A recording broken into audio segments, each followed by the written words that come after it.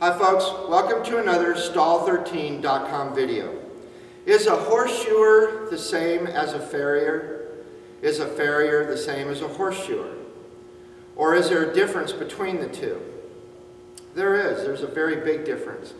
What's real interesting about shoeing and trimming horses in the United States is there's no regulations, there's no rules, there's no laws. You don't have to go to school. You don't need a permit. There's no real governing body that's checking up on your ability or your qualities to perform the duties and the tasks correctly. Pretty much all you need to do is you can go online or you can go to a feed store and you can buy yourself a pair of hoof nippers and a rasp and a hammer and a nail and some shoes, and you can go somewhere online and get yourself some business cards. You can lie about your education, you can lie about your history, and you can actually make a pretty good living. Is that person going to screw up horses? Absolutely. There are schools around the United States that teach people the ability to trim a horse correctly and apply the shoes correctly. They're expensive and it takes time and dedication, but if you don't have to do it and you don't even need a permit, why do it? Think of it this way, ladies and gentlemen. How many people would take driver's education? How many people would take the time to study? How many people would go take a test if you didn't have to have driver's education, if you didn't have to take a test, if you could just go down and get your picture taken and they hand you a driver's license? How many people would go that extra mile to say, I did learn how to drive. I do know the rules of the road? Not many. Well, now you understand what we're talking about. What is a horseshoer? Well, the names kind of get mixed up a little bit because sometimes an excellent farrier who is a qualified person to touch any horse and does wonderful things with a horse's hooves and helps horses his whole life are called a horseshoer. And sometimes somebody who just cuts corners and doesn't know what they're doing and they really shouldn't ever touch a horse is called a farrier. The names get twisted. That's just the way it is. Unfortunately, that is the world of horses. A horseshoer is really someone who just trims horses, slaps a set of shoes on, really doesn't have a lot of background or education in the structural bones of a horse, the conformation, knows that you don't trim a gaited horse the same way as you do a barrel racing horse, that there's a reason for shoes, and unless there is a reason, you shouldn't just put shoes on a horse for no reason. We're going to talk about that in other videos, by the way. Now, a farrier is someone who's been educated. They take it seriously. They buy the best, the finest of tools.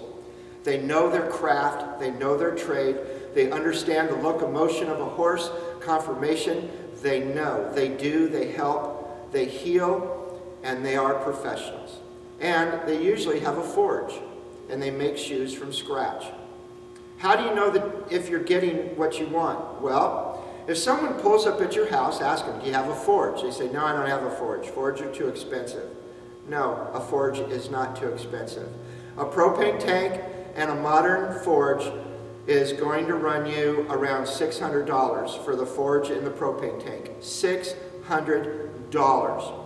Even if they're only charging $40 or $50 for 4 shoes, which is really low because most people pay $60 to $100 for a set of shoes, you're talking about 5 or 6 complete sets of shoes, and they could have a forge and a propane tank. What does that tell you about that person's commitment to do the job properly? Do they use one of these? Now, what we're going to do is I'm going to walk towards the camera, and the camera person is going to tell me when this is in a shot, when I take up most of the screen with this. Okay, this is a hoof gauge. This cost $25. This measures the angle of a horse's foot.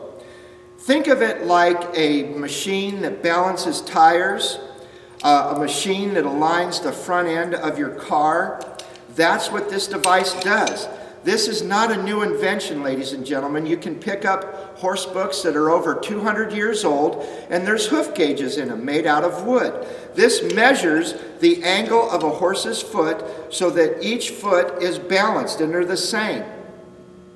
You can go on the show's website, www.stall13.com, And you can see under the diagram section, corrective trimming. What is the difference between a horse having its feet one this way and one this way, or are they balanced? It talks about that. We'll do another video about that. Maybe I'll do the next video right after this one. Ranger, get back. Look at their tools.